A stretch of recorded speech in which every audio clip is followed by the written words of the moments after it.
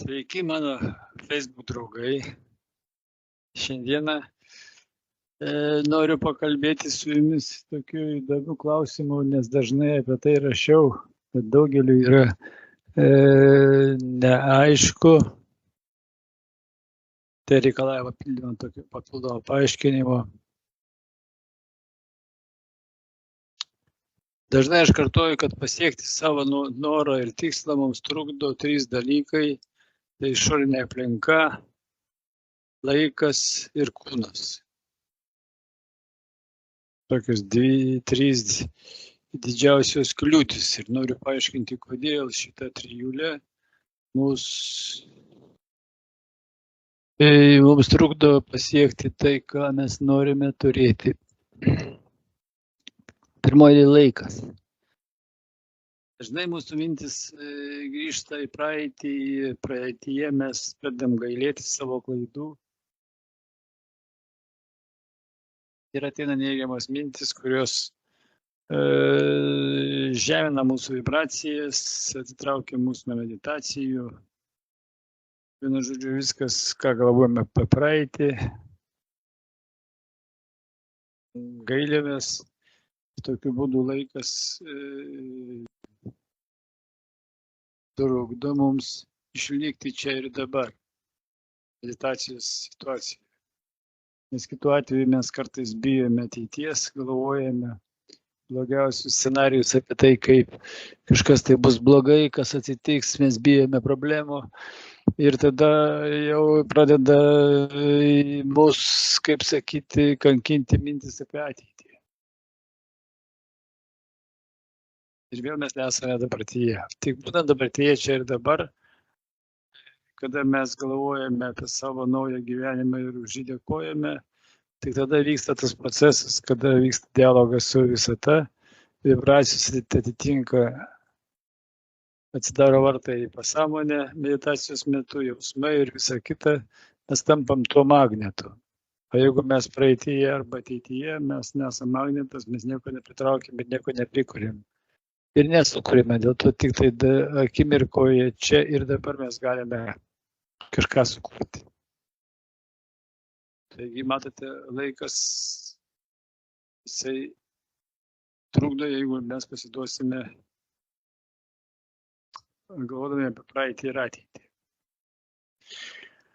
Išorinės sąlygos, aišku, mes žinome, kad tai pas mus darbai, uždaviniai, planai, vaikai, vaikų būreliai, vairavimai ir visa kita. Ir mes tuo metu tenais vynikiai fizinė pasaulio uždavinius, mes tengiamės padaryti visus dalykus, tai suvalgo mūsų laiką. Ir tuos 2 mėnesius pakentėti mums labai sunku, nes kai bandysite 3 kartus prisėsti prie meditacijų, matysite, kaip prasidės visokiausi reikalai. Taigi išoriniai veiksniai, save izoliuoti nuo įvairiausių įsipareigojimų, pasaulis nenumirs, žmona nepabėgs, vaikai valstybei nebus atiduoti, auginti, jeigu 2 mėnesius paskirsti savo ateičiai, sukurti geresniai ir 10 kartų geriau gyventi patiems ir savo vaikams. Čia irgi reikia pasverti ir pagalvoti, kaip tą suderinti. Išorė visą laiką, žinote, pasikviečia dar ego ir proto intelektą ir tada jau jie tenais prikuria mums visokiausių dalykų, tai čia irgi reikia pastangų. Na, kūnas, pavyzdžiui, jisai įpratęs yra prie senų streso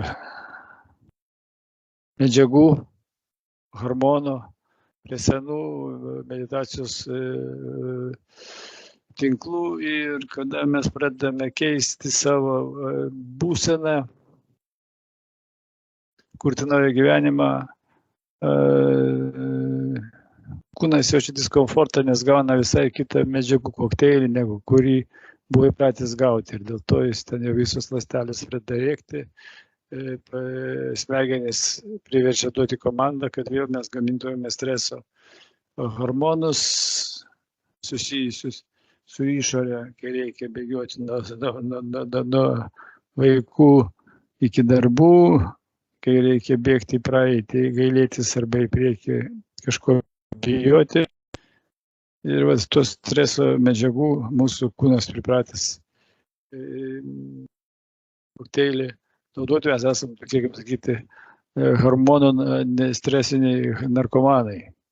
Tai 3 dalykai, kurie stojasi skersai mūsų kelio, kai mes norime sukurti savo gyvenimą ir kiekvienu atveju reikia mokėti taip, suplanuoti savo darbo dieną, kad 2 mėnesius galėtumėte eliminuoti šitas 3 kliūtis savo kelyje į naują gražų gyvenimą. Po 2 mėnesių, taip sakysim, tai turėsite 50 000 eurų savo sąskaitoje, galėsite kartoti ir kartoti jau šitą išmoktą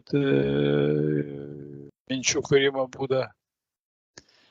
Ir tokiu būdu gyvenimas pasikeis visais aspektais, tiek laikas, kūnas ir išorė,